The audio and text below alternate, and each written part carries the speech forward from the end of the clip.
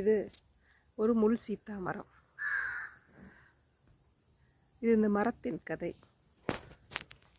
நன்றாக காய்த்து நிறைய பழங்களை கொடுத்து திடீரென்று இலையெல்லாம் உதிர்ந்து காஞ்சு போய் நிற்கிறத பார்த்த உடனே எனக்கு மனசெல்லாம் ரொம்ப கஷ்டமாக இருந்தது. எப்படி இப்படி ஆச்சு, என்ன ஆச்சு, இதுக்கு என்ன பிரச்சனை அப்படின்னு. ஒருவேளை இந்த கொடி ஒன்று வச்சுருந்தேன் கீழே, ஒரு கொடி உருளை, அது போகிறதுனால இதுக்கு பிடிக்கலையோ அப்படின்னு நினச்சிட்டு ரொம்ப வருத்தப்பட்டேன். சரி, இன்னும் வேறு தான் வாங்கி வைக்கணும் போல் அப்படின்னு நினச்சிட்டு. இப்போ சமீப காலத்தில் மழை பெய்யுதா, இந்த மழை பெய்யும் பொழுது பார்த்திங்கன்னா இன்றைக்கி வந்து பார்க்குறேன், இந்த மாதிரி அழகான துளிர்கள் அந்த மரத்தில் இருந்து வந்திருக்கு. எங்கே பார்த்தாலும் சின்ன சின்ன சின்ன சின்னதாக துளிர் விட்டுருக்கு. பார்க்குறதுக்கு ரொம்ப மனசுக்கு வந்து ரொம்ப ஹாப்பியாக இருக்குது. ஏன்னா ஒரு மரம் அப்படிங்கிறது எவ்வளோ ஒரு கஷ்டங்களுக்கு நடுவில் அது துளிர்த்து வெளியே வரணும். கொஞ்சம் யோசிச்சு பாருங்கள். ஒரு விதையிலிருந்து அது எவ்வளோ கஷ்டங்கள் பட்டிருக்கணும். வந்து இவ்வளோ தூரத்துக்கும் பெருசாக ஆகி ஒரு 10 அடிக்கு மேலேயே போயிடுச்சு. திடீர்னு காயும் பொழுது நமக்கு மனசுக்கு ரொம்ப கருதலாக இருக்குது.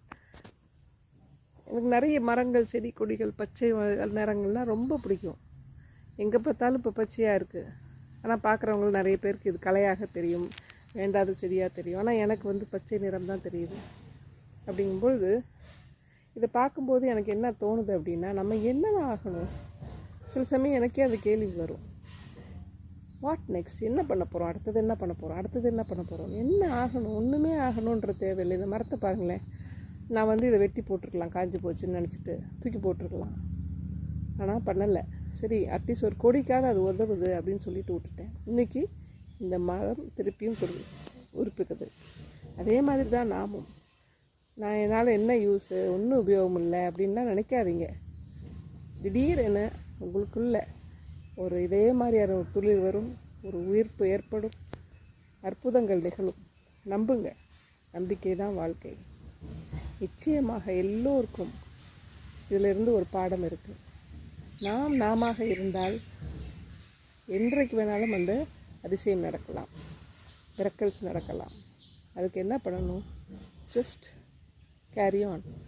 இதுவும் கடந்து போகும், எல்லாமே கடந்து போகும்னு நம்ம இருக்கிற நிலையிலே இருந்தாலே போதும். எல்லாம் கடந்து போய் நம்ம வாழ்க்கையில் ஒரு புது வசந்தம் ஏற்படும். இப்போ இது வந்து புது வசந்தம் தானே. இந்த மரம் துளுக்கிறது வந்து பாருங்கள், எவ்வளோ அற்புதமாக துளிர்த்து வந்திருக்கு. அப்படிங்கும்பொழுது ரொம்ப ஒரு மகிழ்ச்சியாக இருக்கிறது. ரொம்ப நன்றி உடவும் வருது இந்த மரத்தின் மேலே. ரொம்ப நன்றி திருப்பி வந்ததுக்கு. திருப்பி